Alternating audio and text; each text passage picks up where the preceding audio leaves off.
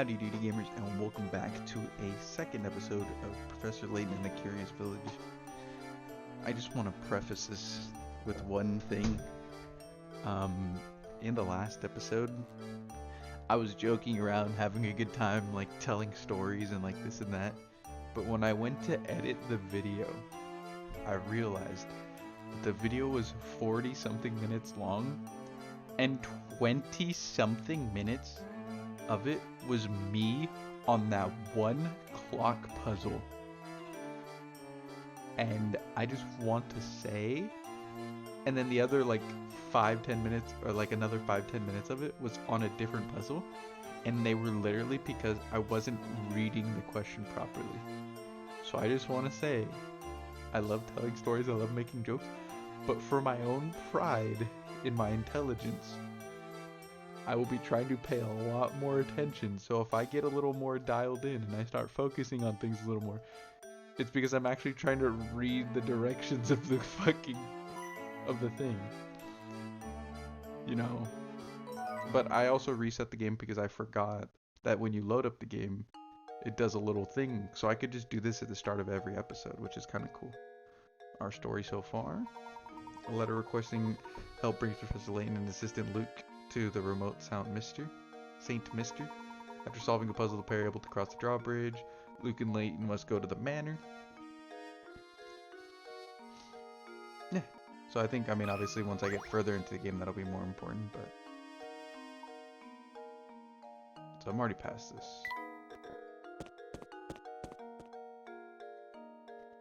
I'd already went to the left in the last episode. That was just a...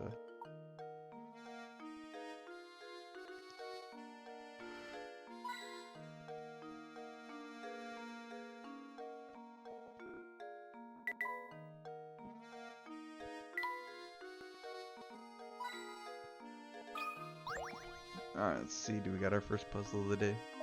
Hold up. Wait a minute. Never seen you here before. What's a couple of fresh faces like yourself doing here? We're here by the invitation of the Reinholds. Now, if you'll excuse us, we have business through the gate. Business of the Reinholds is as so. You got some stranger fishy pair. Past this riddle. It's a tough one. Alright. Reading comprehension at its finest. I'm going to be paying attention. Lightweight. Here we have the same, or here we have 8 small weights that all look the same. However, one of the weights in the group is slightly heavier than the rest, or slightly lighter than the rest. Using this scale 2 times, you can find out which of these weights is lighter than the rest. So which weight is the light one? Load the weight you want to measure on the screen with your stylus. Once you finish arranging the weights, press the red button to weigh the system. If both sides stay level, that means the loads on both sides of the scale are equal weight. Once you've found the right weight, place it in the answer area and tap submit. So we could do a obvious... I don't think this is going to get it for us though. We could split it down the middle, right? And then if I do it, it'll tell me which side it's on. But then that will leave me 4 weights. And I only have one more guess after that. So... But how else would you even start? Because starting with anything less than that,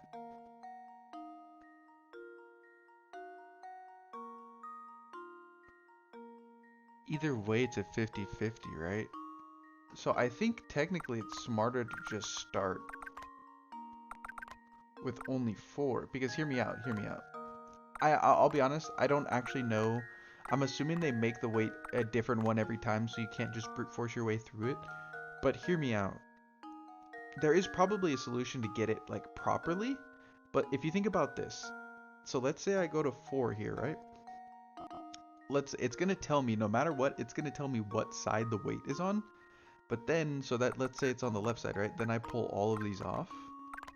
Then I just do this. And then I have a 50-50 chance. It's gonna tell me what side the weight is on. I'll have a 50-50 chance of getting it right, which is kind of dumb, right? Because it's going to tell me like one side's going to be lower than the other, and then I'll have to take a 50-50 chance. But if I just do this from the start, or if I start with 4 and it stays completely even, then I know that the other 4 has it, right? And that's worst case scenario. Worst case scenario, the other 4 have it, right? And then I put these 4 on, the 4 that like I didn't have on the first time, and then I have a 50-50 chance. Whereas if I just start with 4 on, and one of them is tilted to the side, then I can just grab the 2 from that side and immediately tell which one it is. So I'm down to brute force this, because I don't really see a penalty in not doing that. You know what I'm saying? Because, like, even with this solution, at the end of the day, I still have a 50-50, even if I'm wrong on the first one. And the most obvious answer is to put all 8 up at the same time, 4 on each side, and then you have 4 and 4, 2 and 2, which still ends in a 50-50. There's obviously some smarter way to do this, but I'm down to brute force this. Because now, look at this. Now I have 3 and 2. So 2 is the lightest one. And this is going to work for me. My answer. And I understand that 50% of the time that doesn't work. But, I mean, instead of actually thinking of the proper solution, I feel like I came up with that pretty fast.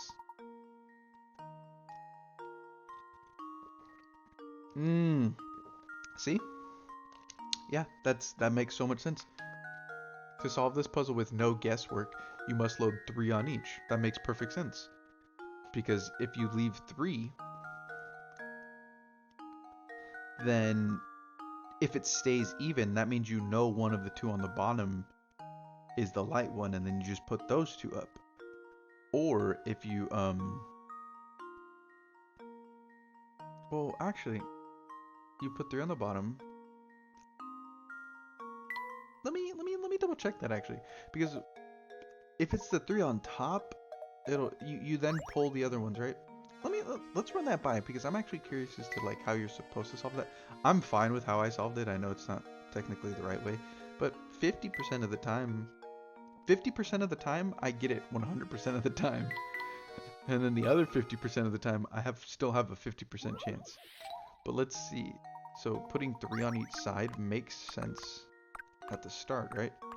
So obviously if they're even, then you know. So the lighter one's on this side, right? So then you go 2-1. Would you go 2-1, and then if you know what I'm saying though? Because obviously we know that one of these is the lighter one.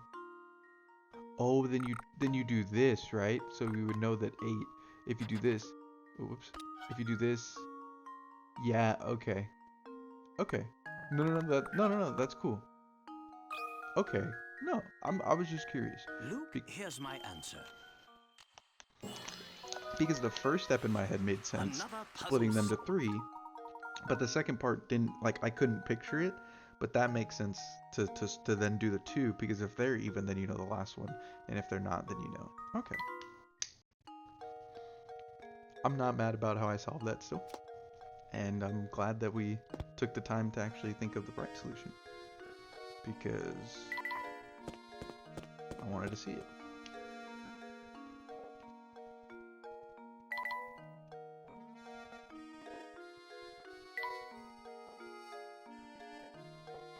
Any coiners? Any coiners? Any coiners?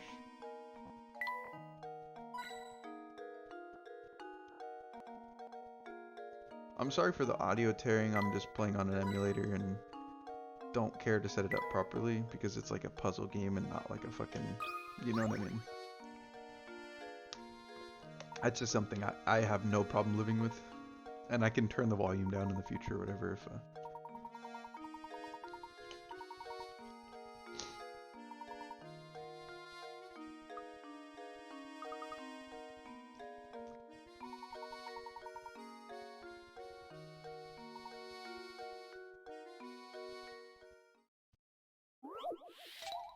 Wolves and Chicks. Ooh, this is the classic.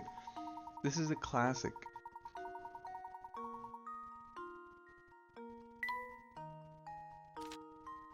This is the classic. No more than 2 animals can ride on the raft, so only 2 animals. If there are more wolves than chicks, stay on either side of the river. The wolves will eat the chicks, and you'll have to start over.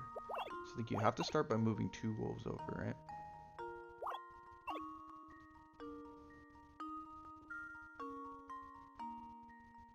How do I, like, submit a move?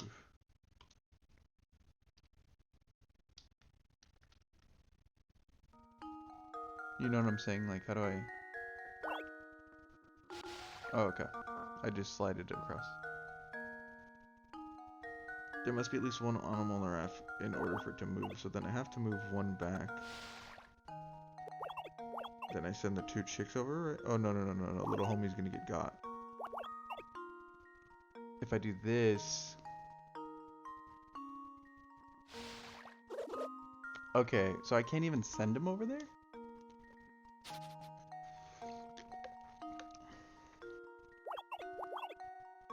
Okay, so they don't eat if I go 1-1. Like, even if it's the same amount, it has to be less. So I think I can start with this here. Then I can do this.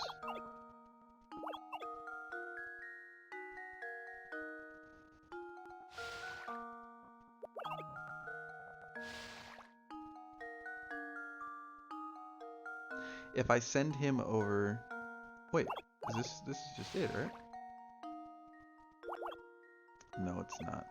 Wait, hold up.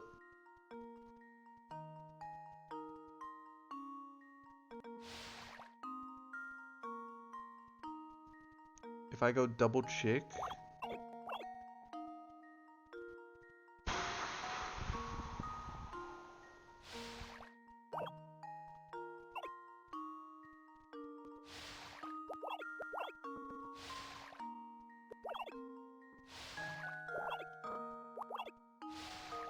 There we Fuck go. yeah, I got it in the least number of fucking possible. 2. Every puzzle has an answer. Fuck yeah.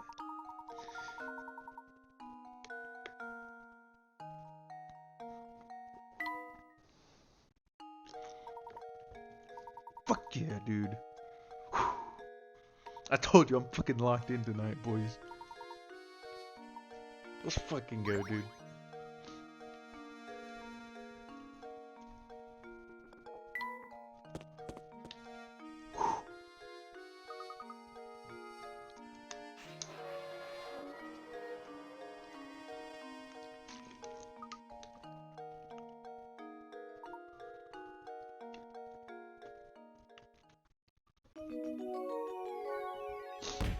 Chapter solved.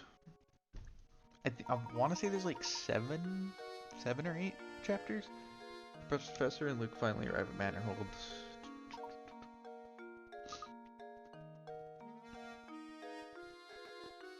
Alright. Wait, hold on. We gotta check for hint coins, guys. Obviously. Right there in the window. Maybe the chimney. Maybe this window. I want to say there's usually like 2 per area. Yeah. Okay, let's go. What do we got here, boys?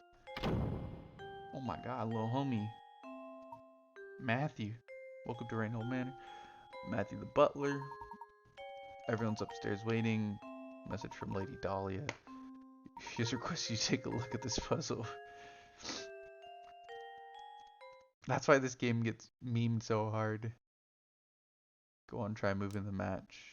To rotate to match, touch one of its ends and drag it. Okay. So that's just how to use the match.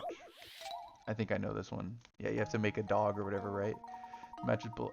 I actually remember struggling so much with this one as a kid. So let's see if I can just lock in. The matches below are arranged in the shape of a dog. This poor little guy was just minding his business when a car came barreling down the road and ran over him. Move 2 matches to change the picture so that it shows the dog after the accident. All puzzles are a matter of perspective, so don't assume that you'll be looking at the dog from the side by the time you're finished with this one. So what is it trying? What is like when a car came barreling down the road and ran him over? Move 2 matches to change the picture so it shows the dog after the accident.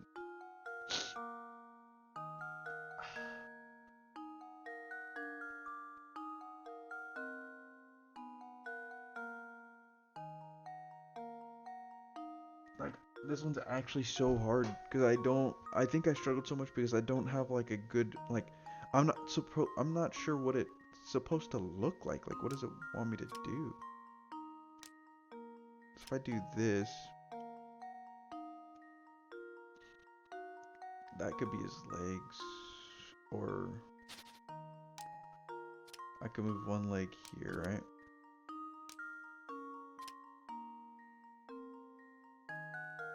So his legs could be like that.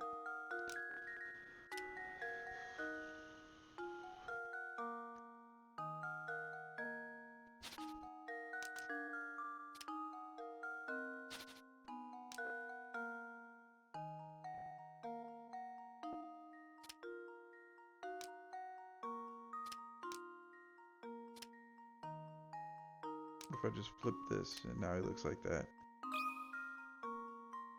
I don't know. That This, should I do think, it. like, I'm a kind of visual guy, I think. And so, like, Oh, how embarrassing. it's probably not walking anymore while it's all terribly sad. Try to think about how the dog looked after the incident. So it's not going to be standing up anymore, is what it's saying. It's most likely going to be on its back. Right? I think that's what it's trying to say. So I think I have to try to move these legs. Like, if I move these, what if it's like this? What if he's like laid out like that? You see what I'm saying? Like one on each side? I don't know. That should do it. Is that actually the answer? What the fuck? Another puzzle solved. Yeah, okay. Like, you know what I'm saying? Like, that's just a hard thing to visualize. I remember struggling with that a lot as a kid. So, I guess part of me remembered towards the end. Oh, this is looking like it's gonna be a puzzle or something. Look at the paintings on the wall. Hey, that's Matthew. Wait, is that not Matthew?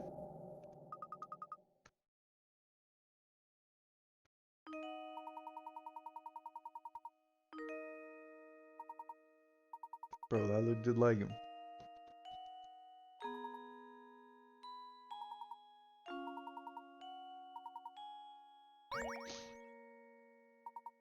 Oh yeah, so in each Professor Layton game, there's a bunch of little mini games or like collectathons basically. Um, so in this game, it is the house, something else in the painting, but basically it's like, yeah, it's just like it's like for like completion. It's pretty much you just get you know what I mean? You get like 20 pieces around the universe and finish it off, that kind of stuff. So there's just stuff like that for collectors. So obviously that has a hint coin, and that has a hint coin. Let's go ahead and go up. He said they're waiting for us. So the cutscene's playing on the smaller one here. I think in editing, whenever the cutscene plays on the smaller one, I'll put it on the big one for you, or like I'll size it up for you guys. Oh, you must be Professor Layton, I presume. It's an honor to make your acquaintance. Oh no, the pleasure's all mine. Oh, no! Luke! Claire, you darling! Come back, sweetie!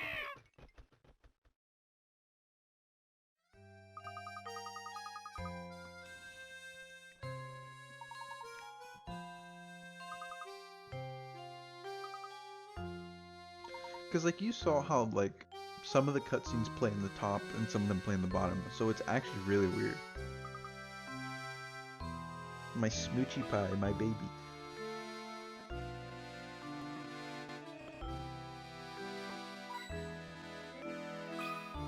Bro, I did not mean to talk to you. Bro, you look like a Simon.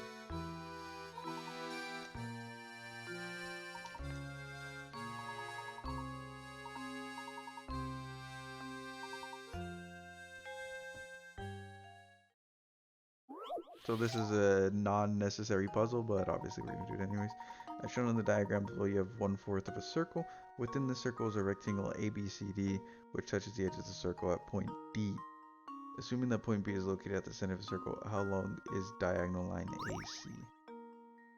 This is just fucking math.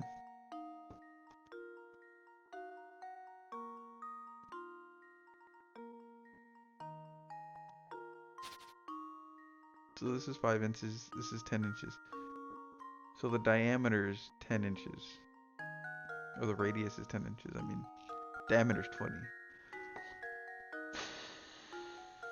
Assuming that point B is located at the center of the circle. How long is diagonal AC?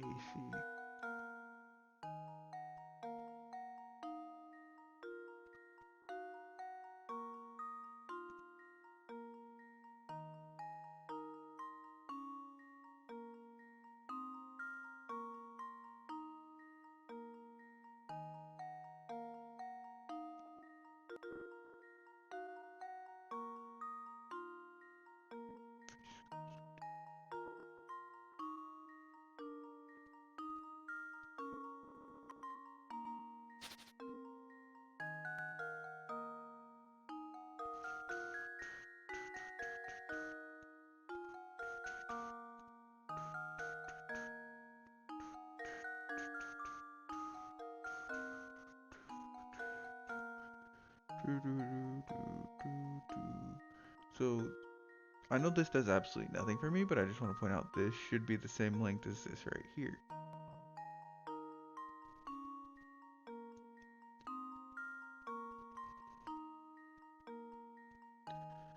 I'm gonna be completely honest with you guys. It has been a very, and I mean very, long time since I've looked at anything even remotely close to this. And I promise you, I was really good when I used to do it every day. Very smart math guy. But you might have to give me a second to recalibrate my brain, because it has been over 4 years since I have looked at anything like this, and I guarantee that. So just give me a second. Let me lock in real quick. Like I said, not as much talking in this episode, just a way to prove myself, you know, some reading comprehension, some, you know, just a little bit of everything. Because in the last episode, it took me 20 minutes because I was just reading the puzzle wrong. But this is really a puzzle, this is a fucking math problem.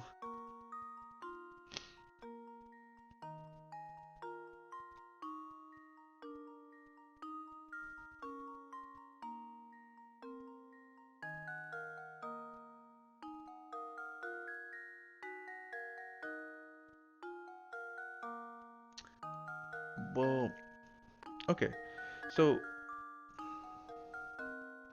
point B is located at the center of the circle, right?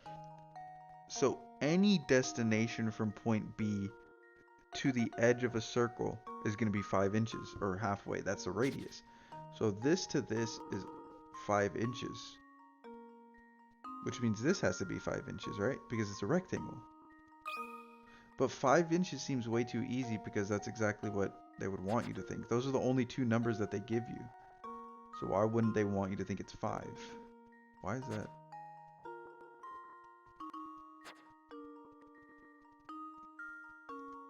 Am I just stupid, or is it just that easy? Luke, here's my answer. Yeah, I was gonna say there's no way it's that easy. Like it might. I suppose I thought wrong.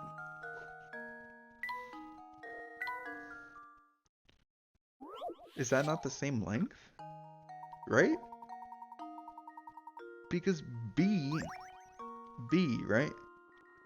If this is the center of the circle, B, oh, it's 10. I'm fucking stupid, it's 10. Wait, right?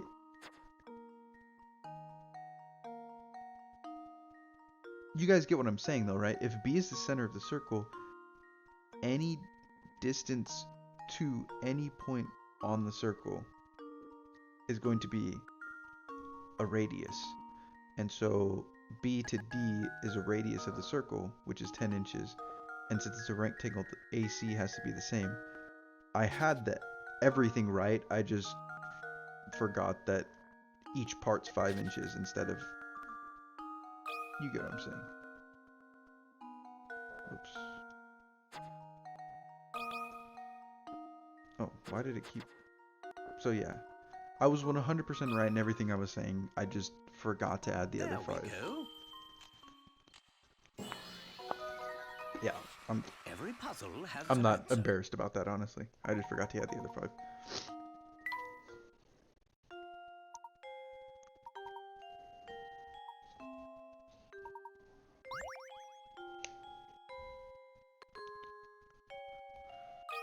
I'm assuming they're probably all gonna have a puzzle for us, but I might as well do them. Fuck it.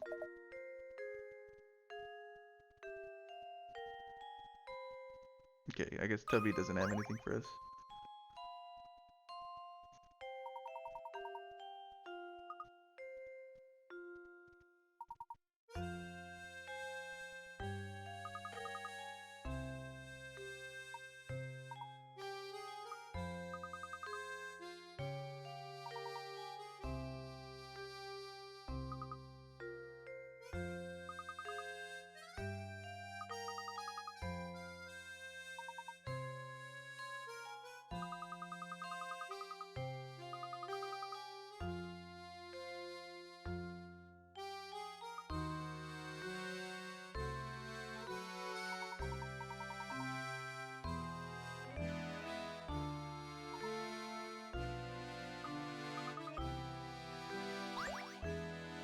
As the manor was added to your list of mysteries.